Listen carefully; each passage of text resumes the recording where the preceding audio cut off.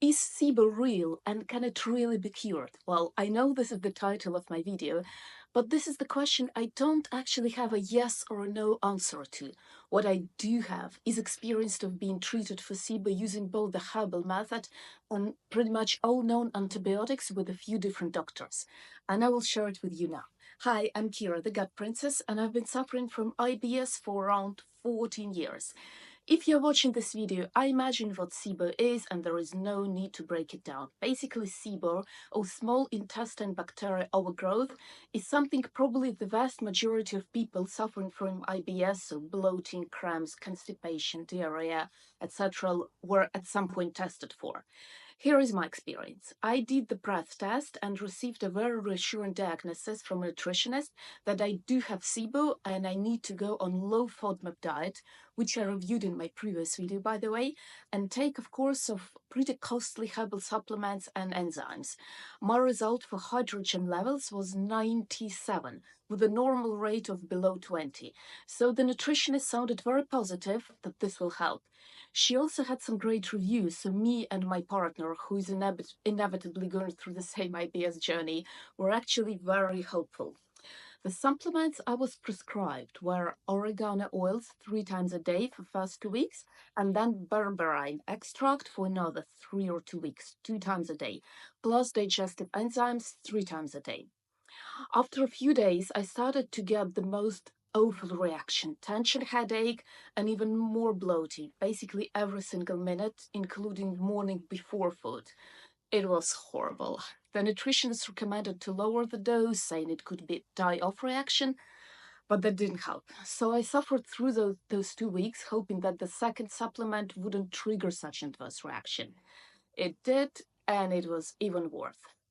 So without going into further details, I spent around £200 for the test, £170 for the initial consultation, and around £130 for the follow-up, and around £100 for the supplements. So some £600, all for nothing, plus I wasted over a month of my life. But the worst was the lost hope and the disappointment that yet to now the treatment didn't work. Why I'm telling you this? Definitely not to complain. I'm way past that at this point.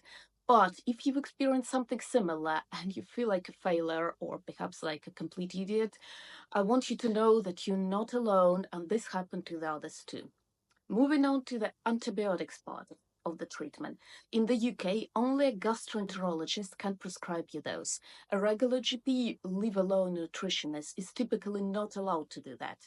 So on my first visit to the doctor, he said that generally the medical community is very skeptical about SIBO, but considering my medical history, he'd be happy to prescribe it, starting with Rifaximin, Xifaxan, the one that proved to be the most efficient. I was taking it for 4 weeks, which turned out to be one of the worst periods of my whole life. I experienced basically most side effects to the food, dizziness, dry mouth, increased thirst, and lightheaded, well, you name it. I was so bloated that I couldn't get up from bed, and I had to take an actual sick leave from work. Basically, on a good day, I looked like 4 months pregnant. On a bad day, I looked like a 6 or 7 months pregnant. I couldn't even walk, leave alone working out. Needless to say, my symptoms only became worse after a month on Rifaximin. Again, I can't stress enough that this is just my experience and yours can be completely different. The next antibiotic the gastroenterologist prescribed was metronidazole, or flagyl, not sure how to pronounce it. It was a 1 week course. Side effects were actually milder. Basically, it didn't help, but I don't think it made any harm, at least to my best knowledge. I even felt like a somehow temporary relief, but it was quite minor.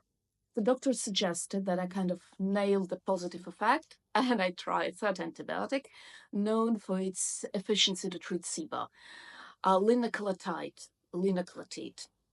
Its main side effect was diarrhea. Without going into too many details, I somehow got the exact opposite. It was so bad that I couldn't get up from bed, and I had to discontinue using it after 10 days as it was basically unbearable. Basically, my stomach, it just shut down. Funnily enough, this is already August, meaning that I spent my whole summer and my holidays on antibiotic battling with side effects. Let's take a look at total costs. Luckily, I do have a private medical cover, so at least I didn't have to pay for consultations with gastroenterologist.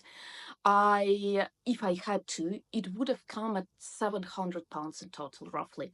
The most expensive was Rifaximin at around £400 straight off the pocket. Of course, if it were prescribed by NHS, it would have been a fixed minor price. Metronidazole was the cheapest at around £12, and linaclotide came at 87, I think, pounds. Painful, but after 400 for Rifaximin, honestly, it seemed okay. So here is my own experience of treating SIBO. Is it real? I really hope that it is, and the treatment would be a solution for some people. Sadly, for me it wasn't. So if you've experienced the same, please don't give up. I'm still looking for a solution for my IBS. While sticking to my own tips, please check out my post on bloating. Hopefully something might help you to survive. And if you found this video useful, please consider liking it. Please consider subscribing. This way I will know that this blog is worth continuing. And thank you so much for watching.